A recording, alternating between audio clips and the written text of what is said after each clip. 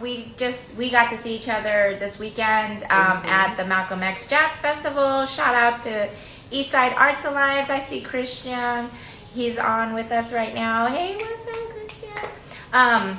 And it was beautiful. It was beautiful. It's like the Oakland reunion. It was so beautiful. It was just like, there's just a lot of beautiful people out there. The music was beautiful. The poetry was beautiful. The art was beautiful. Like all of it. So that was, I feel very, very full from seeing so many folks. And then just being with the people we love. Yeah. You know? And so, and then I want to shout out to Anti-Police Terror Project, because they held down a whole tent. Yeah. Like, which was, I think, new to Malcolm X. They hadn't done something like that before, where, like, they got to do their MH1, MH first.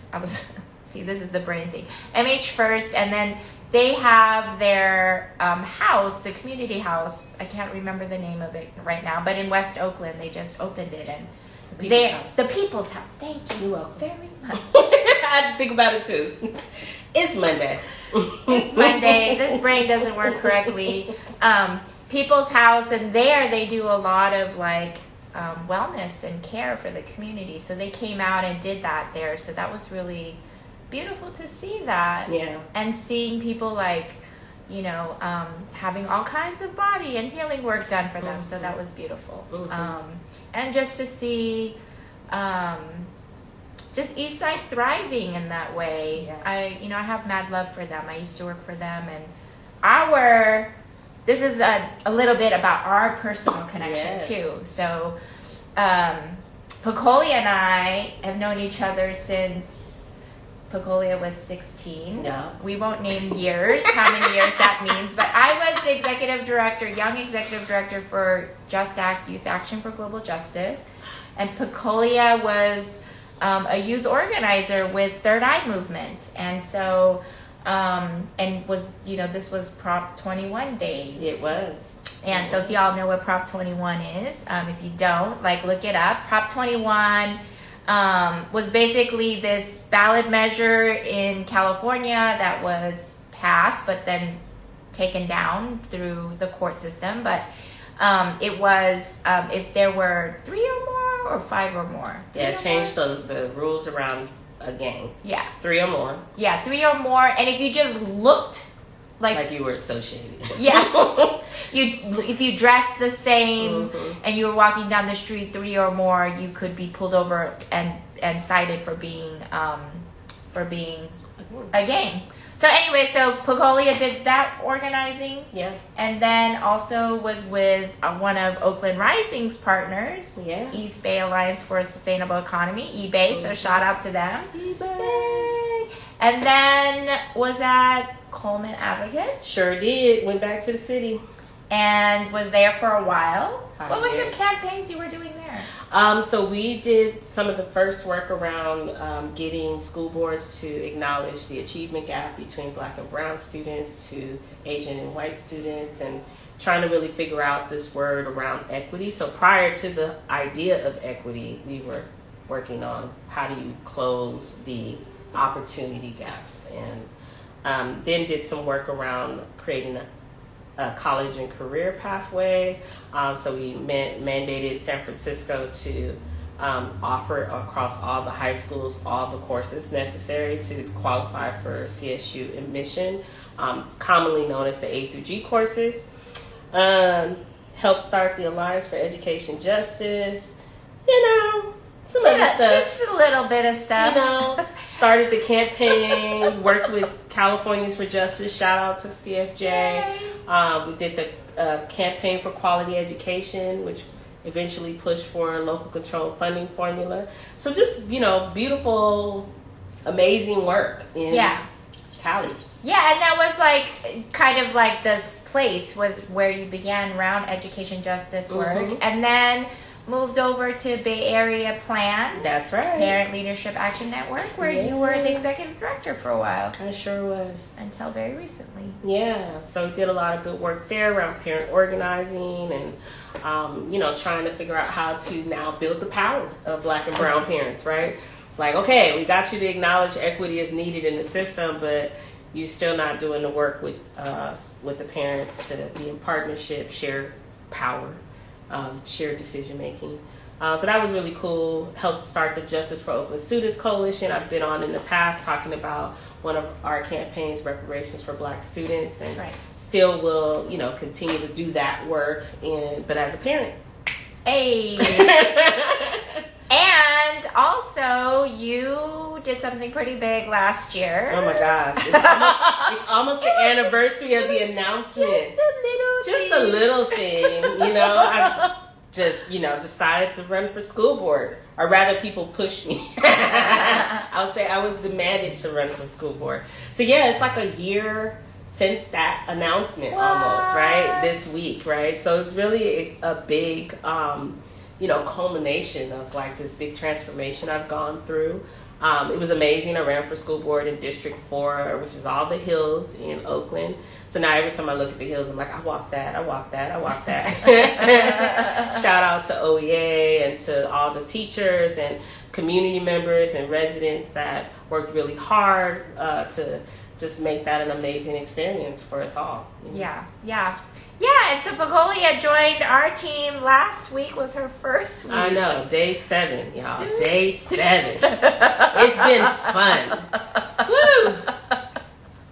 Been fun. I done been at more things than I thought I would ever be at on my first week at any job. It's beautiful. It's beautiful. Yeah. We over here doing good things. We are. And like that big thing right now, well, you walked the week prior, we saw you, like my kids and a bunch of folks and our staff were like, hey, that's our new political director. That's Pecolia. And she is out there in front on the stage with OEA when they led their teacher strike. So maybe we could start there. Like, where are things at with OEA and the strike? Yeah, so OEA was on strike, really pushing for compensation increases for our teachers.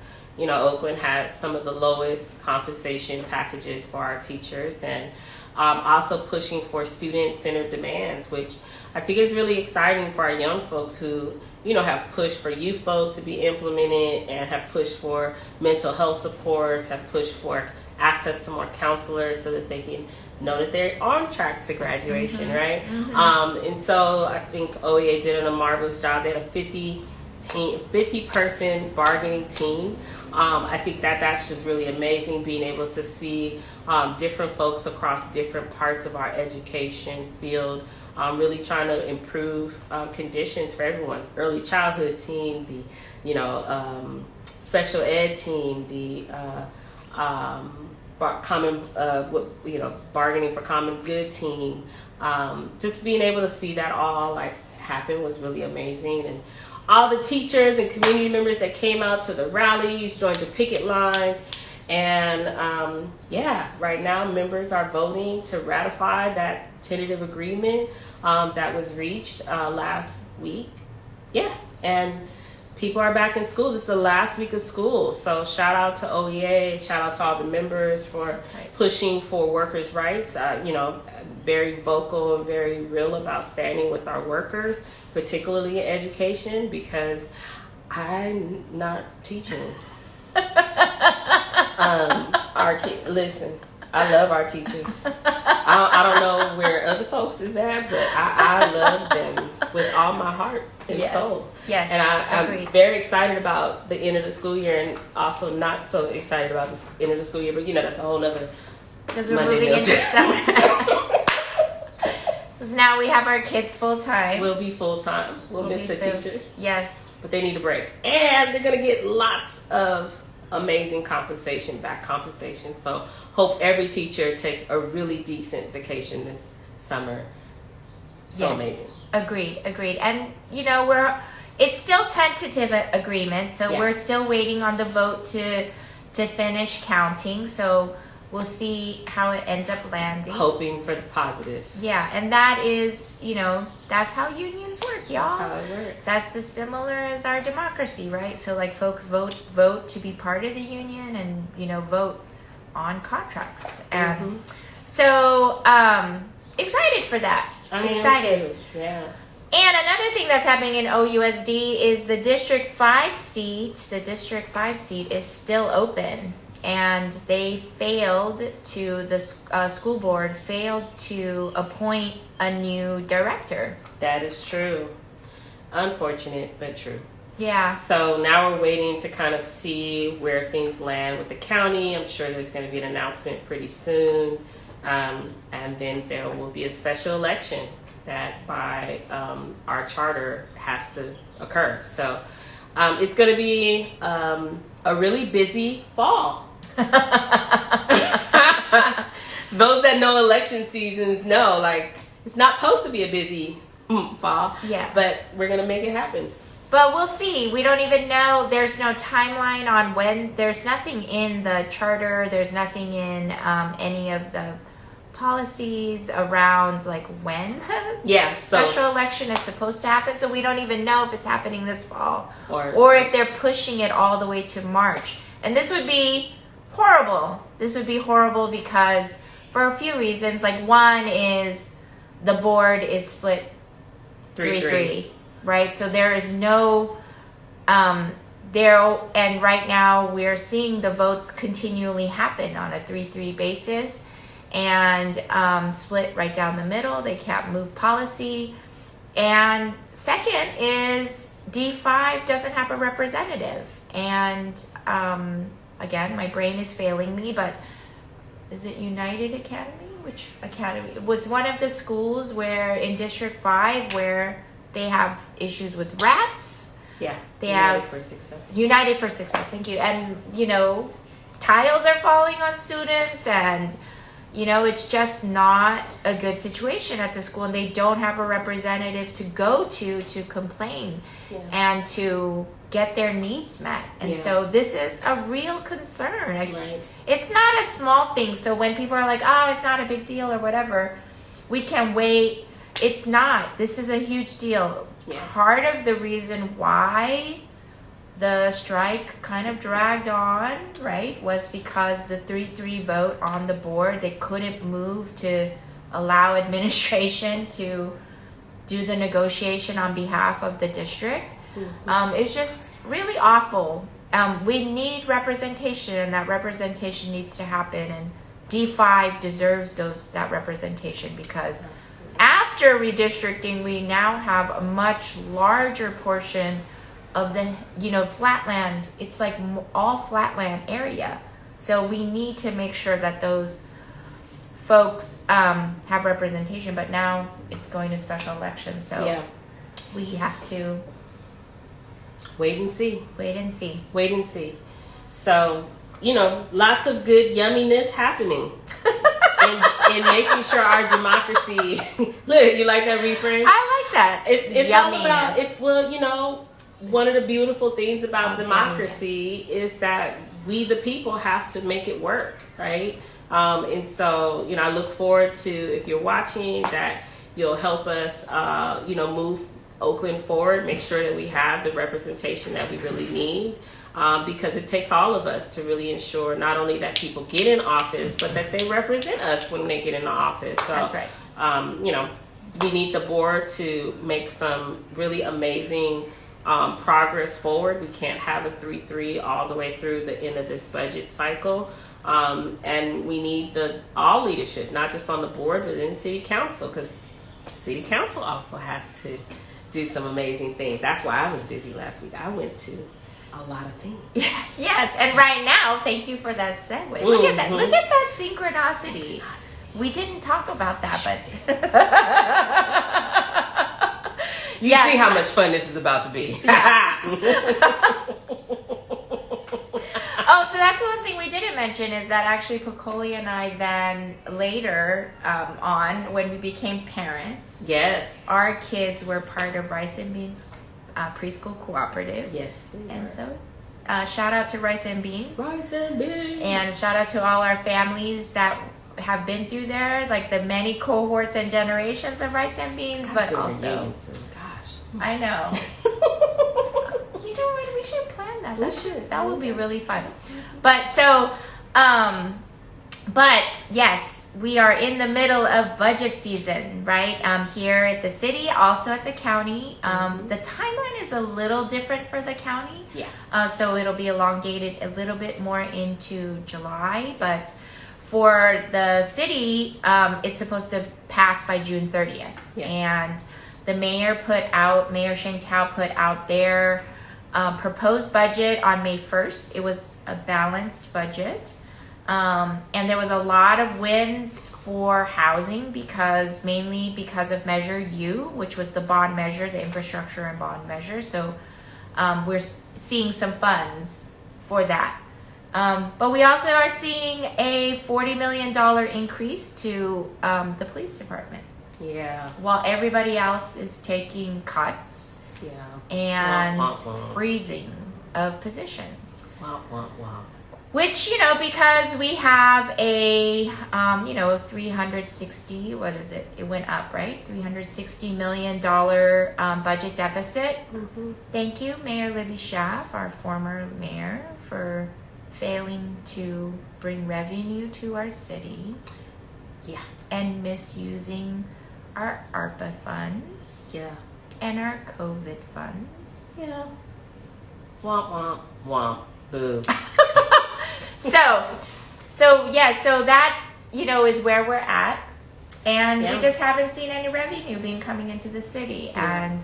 And we're seeing cuts. So one of the things we've seen too in the budget is the Democracy Dollars program, which was supposed to it's a campaign finance program that 74% of Oakland voters voted to pass Fair Elections Oakland measure. And it would bring this Democracy Dollars program, which would be every eligible voter in Oakland gets 4 $25 vouchers to give to any candidate of their choice.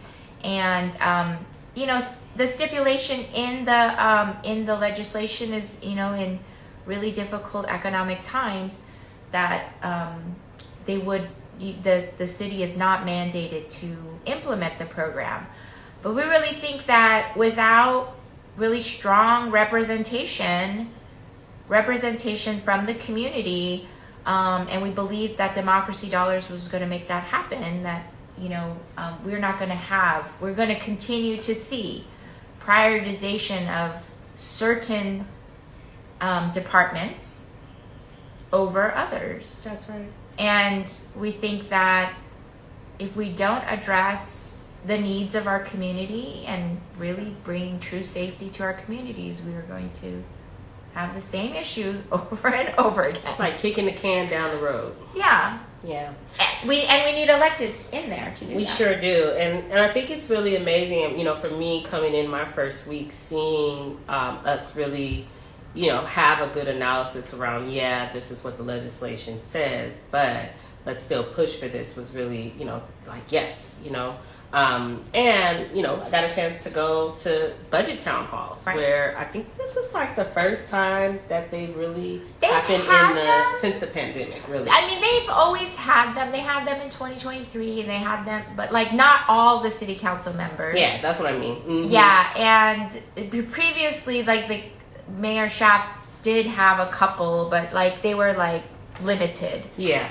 So these are, so I've been able to go to District 4. We've had staff go to District 7. That's right. We've gone to District 6 and District 2 and 3. And so, just being able to see residents, being able to interact with their council member around the budget and the council member's priorities, and ask questions. Mostly, to be honest, a lot of questions around efficiency. How is our government serving us as citizens? And that definitely relates to the budget. And it's also good to hear council's members' responses and the budget department staff responses to citizens. This is cool. This is a cool process to just see democracy working. Starting to work a little bit more unconventional, or what we should make normal. Yeah. And I just want to shout out, this is one of them. This is from 2021 when, we won $18 million to Department of Violence Prevention, and we won $1.5 million to arts and culture, and this was from the Artists for Oakland's campaign, right? Defund cops, refund the culture. Yeah. And this was like a way that we had hundreds of artists come out, and the artists are asking again, like, where's our money? And I think it's important for us to be really clear. It's not the government's money. It's our money. It's the money that we spend in this city. And it's supposed to go to services to serve us. And so we have every right to ask where our resources are going. Right. And if those priorities don't match up with what we're talking about, we really need, then it's the responsibility of the council and the mayor to adjust, which will be the process moving forward, right? The council has the next couple of weeks to adjust and deliver a balanced budget by June 30. And I hope that any of you that are watching or will watch participate in the process, really lift up whether you think that the mayor's proposed budget is representing us as a city. And if it's not, put your opinion in it, right? Put your opinion about what you think are really the priorities. We all have different experiences, but we also all love Oakland. I love that about us. We all love Oakland. Weren't you just saying that, like, cause Pecolia was born and raised in San Francisco? I was born and raised in San Francisco. I got pushed out of San Francisco. So this month actually is my 20th anniversary in Oakland. I've raised all my kids here, and I love this city. It's so family friendly. The culture, right? My kids are like, we about this. I'm from Oakland. They do not say they from San Francisco, and it hurts. It does. Yeah. It just but then we have Malcolm X Festival, and we feel all good about it again, so it's all good. That's right. Like, my kids were born in Korea, and they say we're Korean, but we're from Oakland. Yeah. There's just something about us, Oaklanders. That's right. Anyway, we're gonna look forward to seeing some of y'all.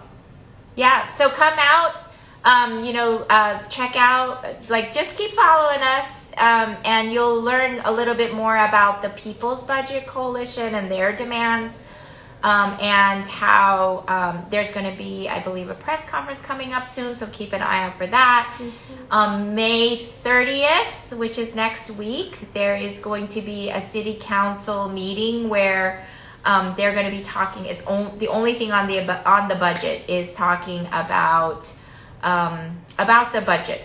Did I say on the budget? It's a budget. It's a budget study session. It's the agenda. It's a budget study session. Yeah. Hey, I see Sabir on here. What's up, Sabir Lockett? I also saw Liana earlier, so shout out to them. And it's exciting, right? Like, to see actually how far we have come in Oakland. I think because 15 years ago, when Oakland Rising started 15 years ago, this was not on the agenda. Right? It was like, we need these things, but we didn't have electeds who were aligned with the community, and now we do. And we have, and I want to be really clear, there are pockets of places in Oakland where the agenda really is really for the status quo, right? Yeah. It's for corporations, it's for developers, it's for the wealthy, it is for more policing. But the majority of Oakland are tenants. 60% of Oaklanders are tenants. I think 60 or 70% of Oakland, 75% live in what we consider the flatlands, right, below the 580 freeway, right? So, this is who Oakland is, and we need more voices in there to do that, and we've finally gotten that. We have. 15 years, night and day. Organizing works. Yeah, I will always say that. I think I'm gonna make a shirt. That might work. Organizing works. Yeah, with an exclamation point and a fist. That's still my idea. It's mine. No, just playing. Yeah. If you make it, just tag me so I can get it.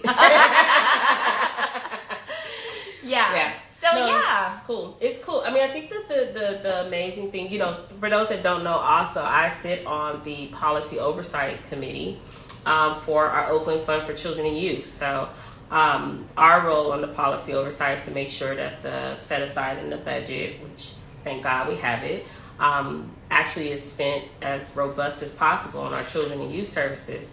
And so it is really interesting. I know that, we all have strong opinions about, which departments get resources and which ones don't.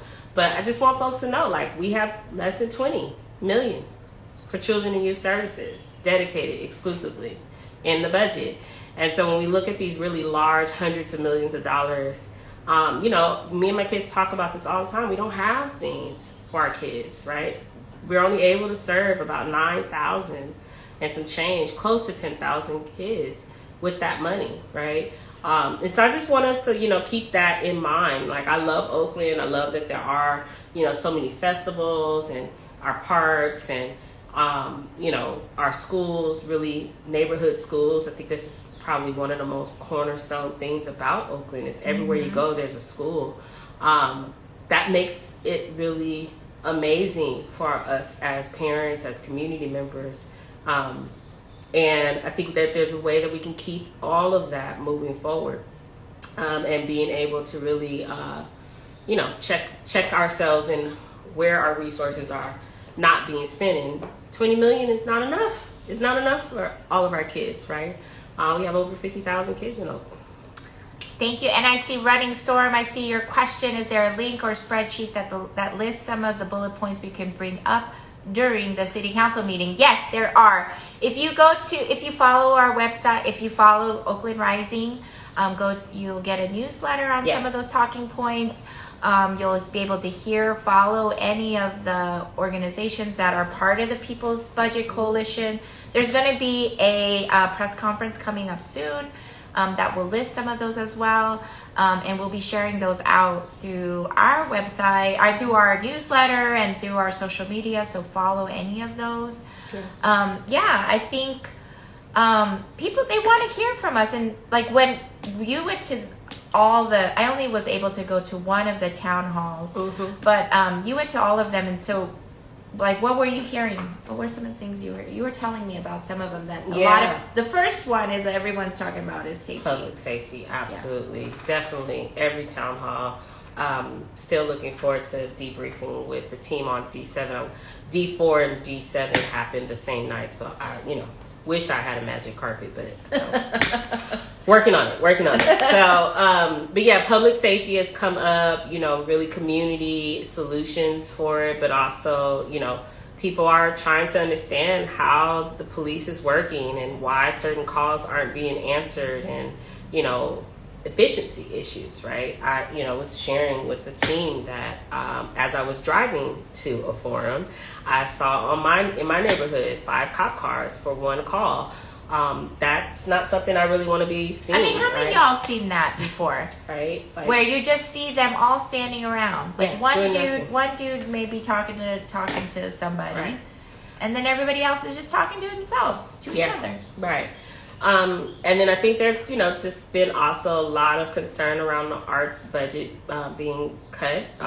It's a very small department in our city. But they do so much. They do so much with so little. So, yeah. Lots of concern about that. Lots of concern around freezing the staffing. That's right. People, some forums, we've actually had city staff come through and say, like, this is how it impacts us. And this is how I'm impacted as an individual. And I think that that's really brave of our city workers to actually speak up, because they're also residents. Hello. Yeah. So there's been a lot of conversation around like how to ensure that Parks and Rec is getting what it needs as well. And just, for those that are going to go but might not have, there's a reorganization being proposed by the mayor. And so it's bringing up lots of concerns around, in the future, how will these services that we depend on really be delivered to ensure that they're quality, right? And that they meet the problems that exist currently. I think there's a lot of, future talk of like in in 5 years or 10 years. But in right now, people want solutions. And so I just want to, remind folks that council is, charged with figuring out the money, and then we really got to talk about how we make government more efficient for us, right? That's right. Make it work for us, right? And that's really the administrator, the mayor, making sure that when that budget is passed, hopefully with a lot more changes than what it currently has, that that there's a way for us as citizens to see that things are going to get better. Yeah, and I think that that's one of the biggest pieces is that the previous administration actually had all of the departments really siloed. Mm-hmm. And one of the things that I was excited about when I saw the mayor's budget, Mayor Tao's budget, was that there was some consolidation, and I was like, oh, I love systems, y'all. I love them. I love studying them. I love thinking about them. I love creating them. I love thinking about how we just do the things we do. Right. Like, I love to break that shit down. So when I looked at it, I was like, oh no, this makes a lot of sense. It does. I can really get with it, right? Yeah. I was like, this what the mayor is proposing around this will bring that type of efficiency, and I'm excited to see that. Yeah. And I think that, can you believe something? I heard that the city of Oakland previously did not have a shared calendar of events. Really, in 2023? We do that? So, really? Yeah. Yes. So, I think like that is some of those efficiencies that we're going to probably see a little bit.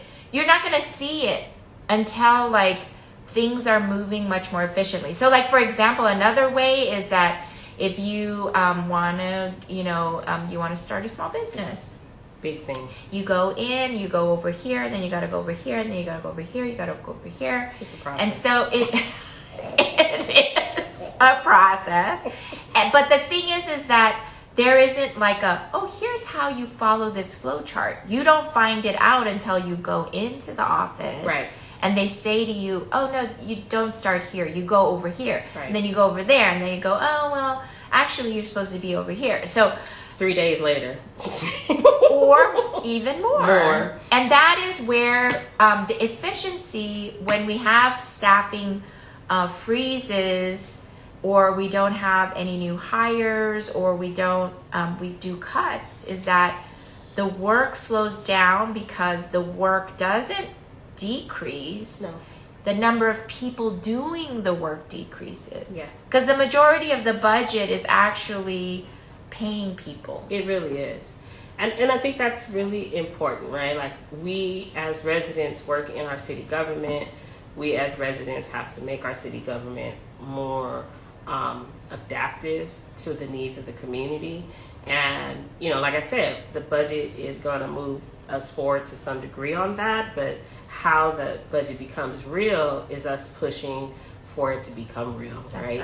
And being able to collectively know, this still is a gap, so that as we come up on the next mid-year revision, we all have a common acknowledgement of like, okay, we gotta pivot in certain areas if necessary. Yeah. So democracy is us, right? It's about us really ensuring that it works and making sure that it works for the majority, not the minority that might have power and influence and traditional status, right? So when we say the status quo, being rich and being affluent in those kinds of ways should not make you make government more responsive to you. It should be for the people that government is supposed to serve. And I want to also let folks know, because I think we've seen like a growth in people's understanding about this, but I think when we talk to folks at the doors or we talk to them on the phone, and shout out to Ken, I see Ken from APEN on here now with us, that like when that there's a difference between what the city of Oakland can provide us and what the county provides. Oh my goodness, that's a conversation. Listen. Yeah, so there are things, right? So there are some housing programs here. Mm-hmm. There are homelessness services. Mm-hmm. There is, like the police, the fire department. there are children and family services, and there's parks and recs, but there are things that the county actually holds, like the district attorney, like the sheriff's department, like Santa Rita Jail. They also run county health and mental health services. Yes. And they have their own department of children and family services. So if you receive benefits like CalWorks or food stamps or things like that, that comes from the county, and childcare comes from the county. Yeah. So that's a little different, and I think sometimes folks kind of confuse those two in some way, and so if you have questions about that, we're happy to answer those. But I think that there are very specific services, and so Alameda County is also going through their budget process. Yes, it is. And we have no progressive champions on the board of supervisors. So we're going to need your help with that, right? Yeah. We're going to need your help. We're going to need to start pushing for more engagement from our county board of supervisors. And we're going to really need to dive into where all the billions of dollars in our county are going, and ensuring that it's going to, again, the majority that it's supposed to. Our dollars should be spent to advance things. One thing I will say that this is really fascinating, I found out in the budget forum, was around the relationship between our fire department and our paramedics contract at the county. Did you know that our fire department has to respond to the majority of our 911 calls because our county contract around the ambulances is not efficient? So that's just one example where, as one of the staffers from the budget department answered that question that came up, it was really kind of shocking. And so part of why our fire department, shout out to our firefighters for their amazing, all the ways they do. Yeah. Listen, I've needed them, most definitely. But they can't leave a call until an ambulance gets there. And we don't have enough ambulances, and they're not being used efficiently. But Santa Rita Jail has quite a lot of money. Boop, boop, boop. So, we're just trying to give you a little bit of understanding of how big we have to get engaged in this process. Right. Or how much, how much we're going to have to get more engaged. We talk about our city budget, it's 1.2. I can't remember. Something about a billion. It's about $1 billion, okay? It's about $1 billion, okay? Let's just go, forgive us for not knowing the number. But our county budget is multiple billions. And so it is important for us to understand the length of time left to do advocacy, and also how much advocacy we're going to need to build into our civic process, into our regular engagement. Even I went on the county website today. It was like, okay, I got to learn what departments do what, because I would like to know that if I have an emergency, an ambulance is going to come pick me up and take me to the hospital if I need that. And we have a lot of elders in our city. It's $2 billion. It's $2 billion. Yeah. A year. About $2 billion a year. $2 billion a year? Yeah. Growing. Yeah, and the county budget is billions. So I think that's important for us to remember, and so shout out to Community Care First Coalition in Alameda County that have been trying to really push the county to ensure that we have the funds that we need for services. We still are waiting for Measure C dollars, for Measure W dollars from half-cent sales, and we need to see that money coming down into services that are going to support our families. And so yeah, show up for Oakland, show up for Alameda County. 60% of all of Alameda County social services and services provided by the county are through and by Oaklanders. Yes. So this is why it matters. You know, and as you're driving through the city, you'll see like, oh, this is actually county. This is actually city. It's interesting as I drive through the city and I think about that. Like, my kids were like, why did that freeway entrance, like the off ramp, was nice and smooth until this point? And I was like, oh, because that was Caltrans, which is the state. Right. And then you move down the ramp and that's the city. Yeah. And you see where our city has prioritized us. Right? So I think those are things for us to remember. But I'm so happy. I'm thankful that Pecolia decided to join our team. Not only as like a fellow comrade, but like having like organized side by side with you over many years, but also, you know, I think like the depth of knowledge that you bring, Pecolia, that I don't know how many people came up to me and said, congratulations. We are so thrilled. In the honeymoon phase. We are here. We are excited and so happy that you joined our team. And we have a lot more. Like told you I love systems, y'all. So like there's organizational things that we're doing that will shift some of our programming and just make it sharper and better and ready and agile, and allow us to not move at a pace that is, you know, breaking our backs. That part.